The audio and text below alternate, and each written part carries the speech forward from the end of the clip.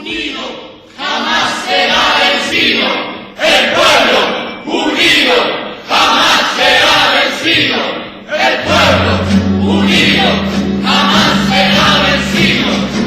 Bien cantante vamos a triunfar.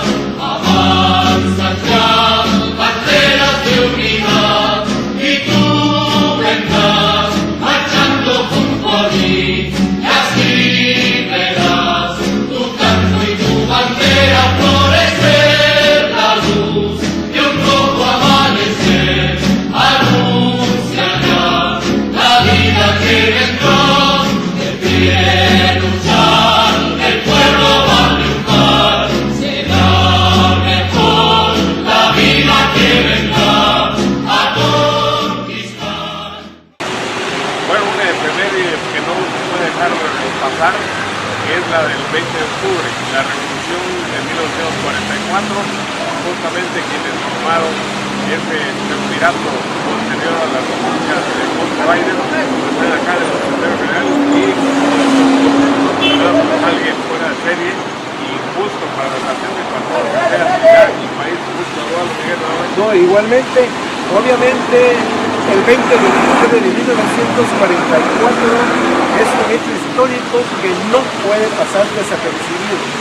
Fue un periodo de 10 años de muchos logros y sobre todo de gran beneficio para el pueblo de Guatemala. Ahora vamos a recordarlo a través de aquellos 3 hombres que formaron la Junta Revolucionaria de Guatemala.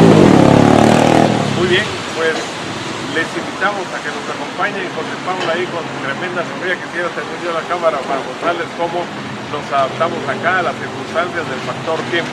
Así que vengan con nosotros. El pueblo va a triunfar, millones ya imponen la verdad. De acero son, valiente batallón, sus manos van llevando la justicia. En el panteón de la familia Toriello Garrido se encuentra un alto relieve que representa a Nuestra Señora de la Piedad. Es obra del gran escultor Rodolfo Galiotti Torres.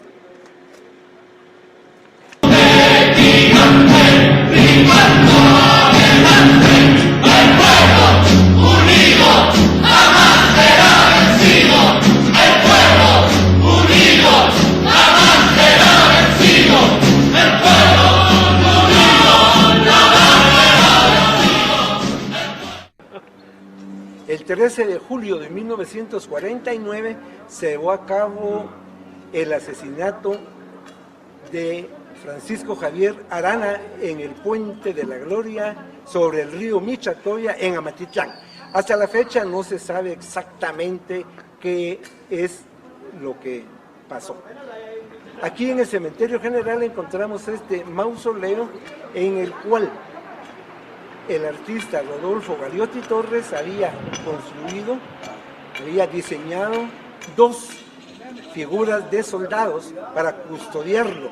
Sin embargo, por los descuidos que han sucedido, solo queda 1. Aquí podemos ver también entonces de que Galiotti Torres, que fue un escultor muy importante durante la época de la Revolución, es quien realizó estas obras artísticas en los panteones de Toriello Garrido y de Arana.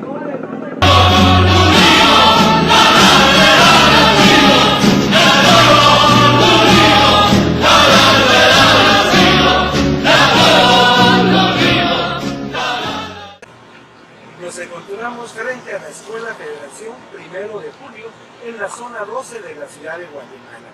Nos encontramos en la base del Monumento a la Revolución, conocido como el Tríptico de la Revolución, obra de Rodolfo Galiotti Torres. Lamentablemente, como una mala práctica que se ha venido dando en Guatemala, han depredado la placa conmemorativa de este monumento. Aquí podemos ver que en otro tiempo hubo una placa. El monumento consta de 3 figuras con símbolos que nos recuerda la gesta de 1944, por eso se conoce como el tríptico de la Revolución. Es una escultura en concreto, obra de Rodolfo Gariotti Torres.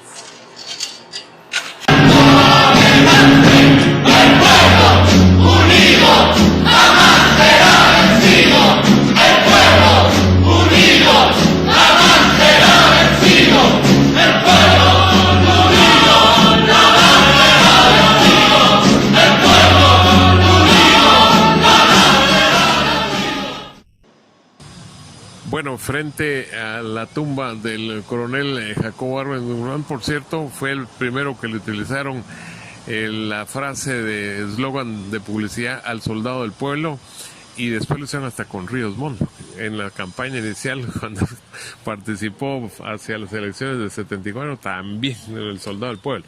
Como pegó la otra, supuestamente pegar esa, pero en esta efemérides en 2018, recordando la que se gestó en 1944, qué mejor que el licenciado Miguel Álvarez Arevalo para describirnos cómo se desembocó en ella y su desarrollo y el efecto de la misma. Así que bienvenido.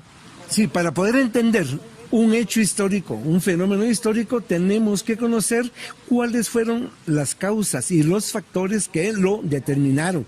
Es decir, no podemos tener un hecho histórico si no hubo previamente una serie de factores que desembocan en este acontecimiento. La historia de Guatemala es una historia de verdad muy difícil de entender y comprender, con muchas dictaduras, pero vamos a contar que a partir del día 14 de febrero de 1931 tomó el poder el general Jorge Ubico Castañeda. El ciclista allá en sus años mozos, allá por 1896, figuraba entre los pioneros del ciclismo en Guatemala, allá en la Reforma o en la avenida del Hipódromo. Bueno, el general Ubico fue electo por el partido propio de él, que es el Liberal Progresista, que se presentó a las elecciones como una única opción.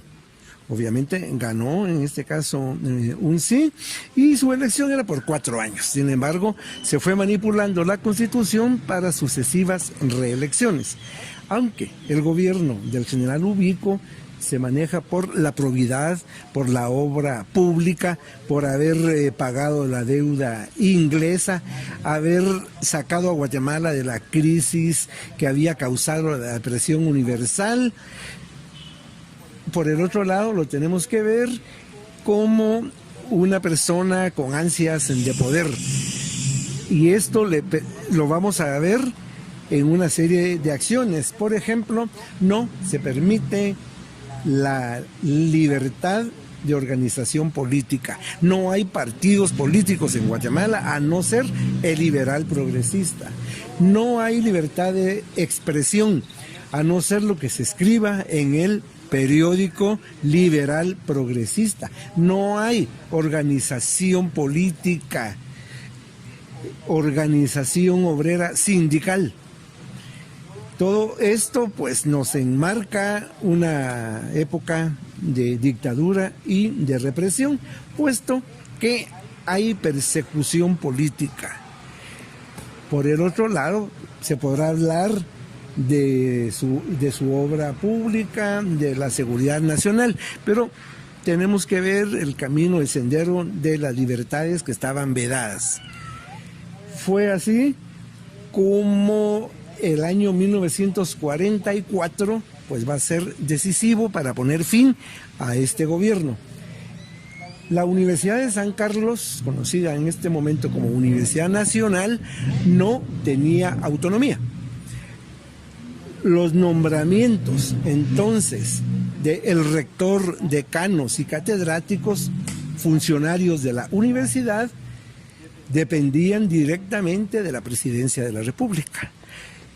Fue así que se hicieron nombramientos en una de las unidades académicas de la universidad,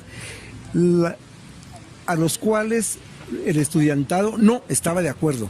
Se hicieron las protestas, se hicieron manifestaciones para poner a un alto a estos nombramientos que se hacían a dedo.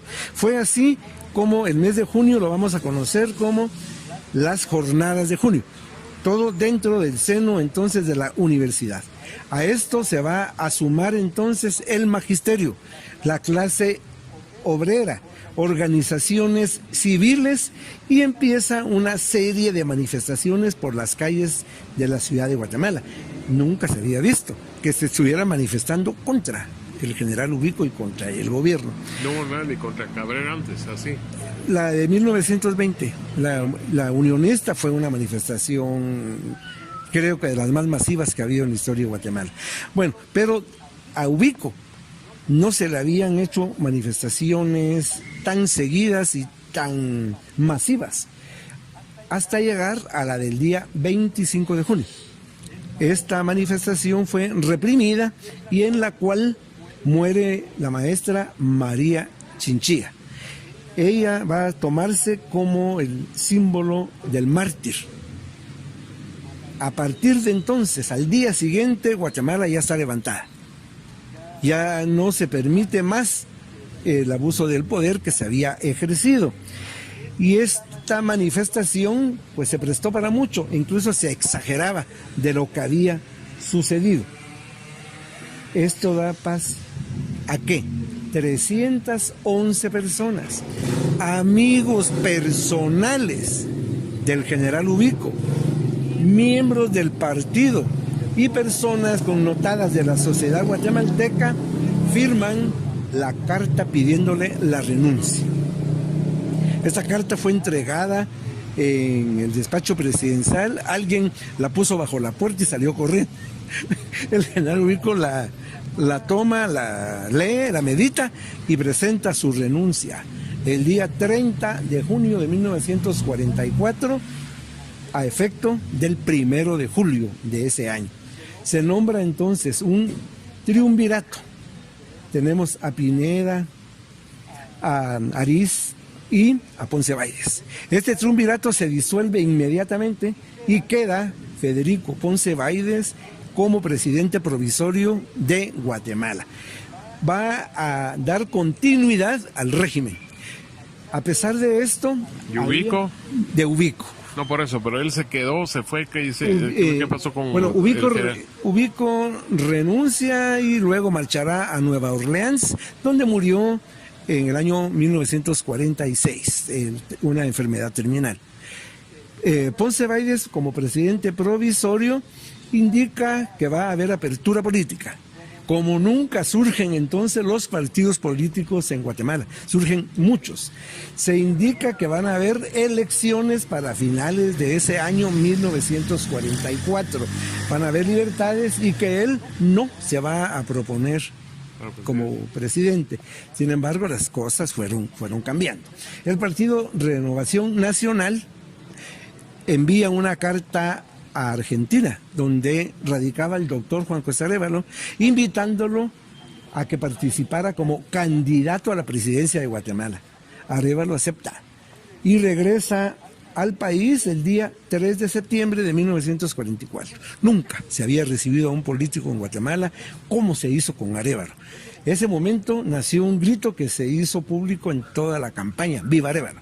Desde el aeropuerto en Avenida Hincapié hasta la zona 2, donde vivía la familia, la gente se fue agolpando, la campaña se volvió masiva y muy popular, y esto no le gustó a Ponce Báidez, porque pensaba de que él iba a tener precisamente el favor del pueblo. Sin embargo, surge un candidato con el favor realmente popular. Empieza la represión, a tal grado que Arévalo tiene que partir a México, desde donde va a seguir el caso y la lucha de Guatemala, como lo había hecho ya en otras ocasiones. Llegó el mes de octubre de 1944, no se tenía planificado nada. Es un acontecimiento que los mismos factores lo fueron llevando a su desarrollo. Días antes del 19 de octubre se vio un movimiento muy raro en la ciudad de Guatemala. De la Guardia de Honor empezaron a salir tanques y empezaba a verse un movimiento militar bastante fuerte, lo cual hizo que elementos del ejército, de la universidad, del magisterio, obreros y de distintos movimientos cívicos empezaran a organizarse, y fue de esta manera que llegó el día 19 de octubre y se toma ese momento en primeras horas de la noche la Guardia de Honor. El comandante de la Guardia de Honor estaba a favor del gobierno, por lo cual se toma la decisión de fusilarlo.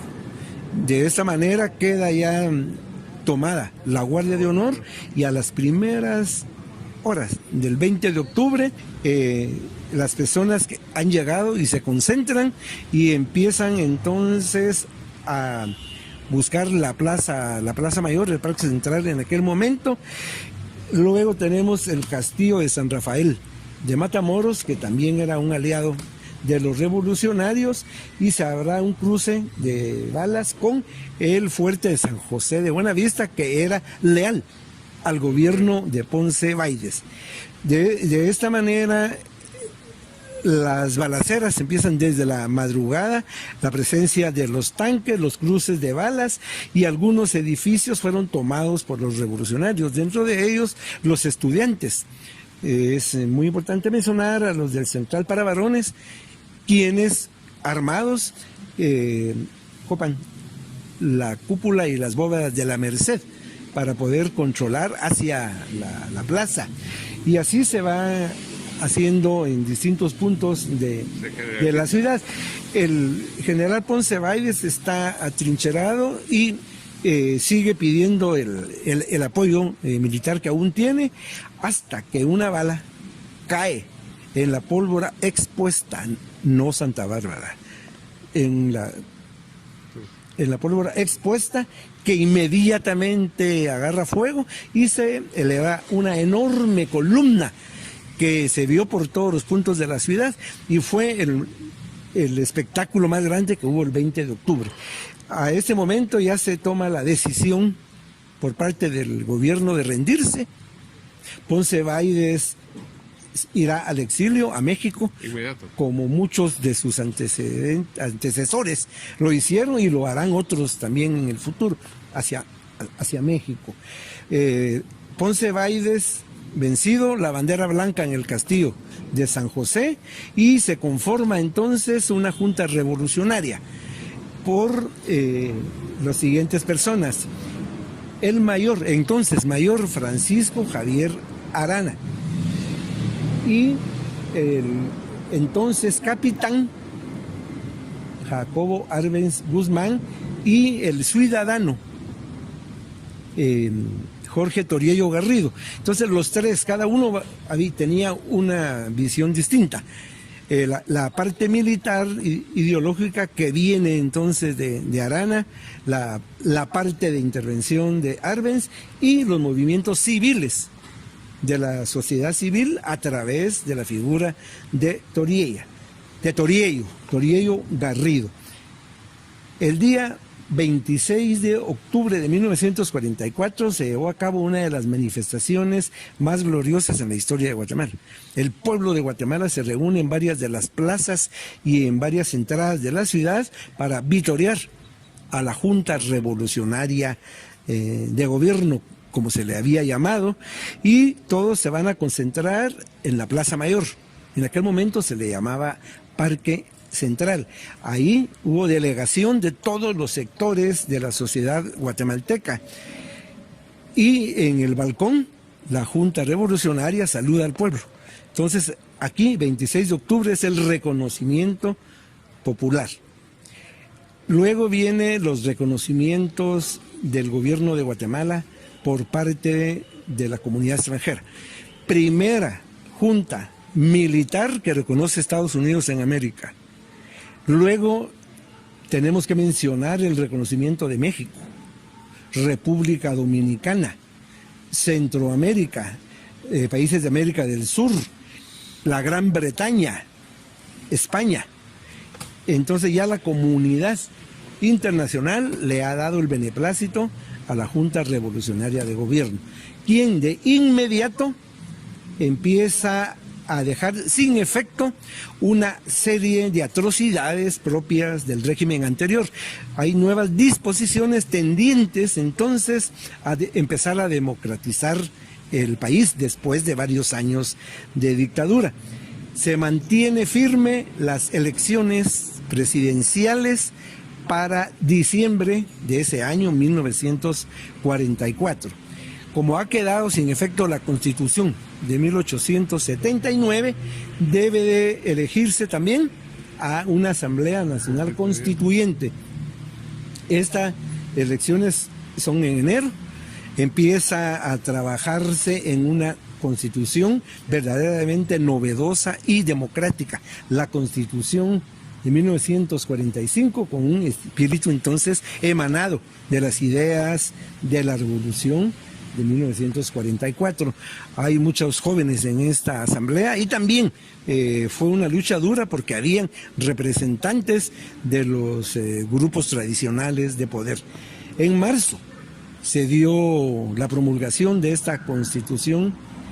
Previamente, en diciembre, había ganado las elecciones el doctor Arévalo con 86%, y el 15 de marzo de 1945 el doctor Arévalo toma la presidencia para darle paso a 6 años de gobierno con la idea de una modernización de Guatemala, donde va a imperar el sentido social. Se va a dar gran importancia a la seguridad social, laboral, a la cultura, a la educación. La revolución de 1944 va a ser entonces ese preámbulo. Esta Junta Revolucionaria, emitiendo una serie de disposiciones, también le va a dar un carácter popular a las elecciones, donde ya van a poder votar las mujeres, lo que no podía hacerse antes, o el indígena. Letrados. Antes el indígena iba acompañado por un miembro de la finca que entraba a la casilla y le indicaba dónde tenía que poner la marca. Bueno, entonces aquí ya vamos a encauzarnos a un nuevo periodo en la historia de Guatemala. La Universidad de San Carlos logra su autonomía el día 1 de diciembre de 1944. La Junta Revolucionaria no tiene intención de perpetuarse, por eso vemos de que dio esta apertura a las elecciones. Luego tenemos el gobierno del doctor Arévalo, donde dentro de los logros vamos a mencionar el Instituto Guatemalteco de Seguridad Social. En este periodo se ratifica el Código de Trabajo, donde ya se especifican 8 horas de trabajo, un día de descanso, vacaciones, pre y postnatal para las mujeres. En vez de despedirlas como se hacía anteriormente, se abre una red de caminos, hospitales, bibliotecas, se fundan instituciones tanto para la salud, la educación y la cultura, dentro de las cuales hoy en día existe el Instituto Guatemalteco de Seguridad Social y existe la Dirección General de Patrimonio Cultural, fundada como Instituto de Antropología e Historia, cuerpos de arte en Guatemala, bibliotecas que iban por nuestros caminos. Entonces es un momento de una apertura donde también va a haber un lugar para la mujer trabajadora, se van a abrir las guarderías, se van a cuidar a los niños, a alimentar. Después de un periodo bastante difícil que se va a vivir durante el gobierno de Arévalo, finalmente llegamos a las elecciones de fines de 1950, que darán paso al gobierno del coronel Jacobo Arbenz Guzmán, quien gobernará del 15 de marzo de 1951 hasta el 26 de junio de 1954, rompiéndose el periodo constitucional para el cual él había sido electo. El gobierno de Arbenz entra en una pugna con algunas empresas norteamericanas que tenían mucha incidencia en Guatemala, como United Fruit Company, la IRCA, la Tropical Radio. Y el decreto 900 pues va a ser definitivo, el decreto 900-1952, reforma agraria. Y la construcción de la carretera de la ciudad de Guatemala al puerto Santo Tomás de Castilla fue también uno de los detonantes para la caída del coronel Arbenz.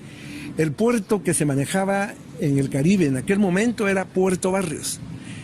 Guatemala tenía un puerto muy antiguo, está bastante olvidado, Santo Tomás de Castilla, y se crea entonces la empresa portuaria Santo Tomás de Castilla, manejada directamente por el Estado guatemalteco.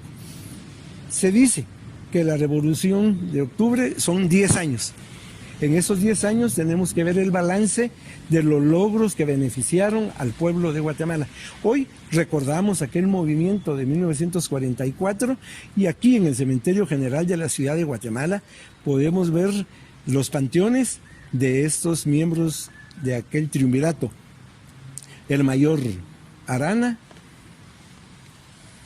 el entonces capitán, llegó a ascender a coronel Jacobo Arbenz Guzmán, y el ciudadano Jorge Toriello Garrido. Los guatemaltecos estamos muchas veces cegados. No nos importa la historia, no sabemos quiénes somos.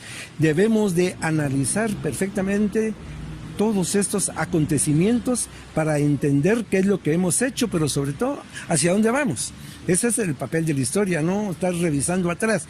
Revisar atrás para sacar la lección que nos conduzca a un mejor futuro, porque nosotros queremos de verdad una Guatemala próspera y feliz. Bueno, el mayor Javier Arana murió en el Puente de la Gloria, allá en Amatlán. Todavía no se sabe a la ciencia cierta cómo se dieron los sucesos que desembocaron en que lo mandaron a cazar prácticamente. En el caso de quien tenemos atrás su mausoleo, pues lo tuvieron circulando por el mundo, no lo dejaban prácticamente, no lo recibían, no le daban la venia a diversos países hasta que murió en México. Afortunadamente sus restos ya reposan acá en su país, no en su natal Quetzaltenango. Y en el caso de Jorge Toriello, incluso hay un restaurante de una cadena muy amplia en la que desayunamos con el licenciado y también con José Pablo, que es donde estuvo en la zona 10 la residencia del ciudadano Jorge Toriello Garrido, que él sí ya por cuestiones naturales falleció y es el que más sobrevivió de esa junta revolucionaria de gobierno. Así que ustedes notaron, es un libro pero verdaderamente abierto. Fluye ahí el licenciado Miguel Álvarez Arévalo, y con él hemos producido acá junto a José Pablo y su sombría pues este panorama, porque el cielo amaneció no solo nublado sino soltando el líquido vital, que incluso acá uno de los jardineros nos decía que qué bueno que todavía cae el agua, porque eso da margen a que la tierra sea productiva y uno pueda salir adelante. Así que continuamos en @Contacto Deportivo GT y Contacto Deportivo Gustavo Velázquez en YouTube con este tipo de reportajes, y el agradecimiento profundo, porque es inigualable invaluable su aporte y su participación, del licenciado Miguel Álvarez Arévalo, el cronista de la ciudad de Guatemala.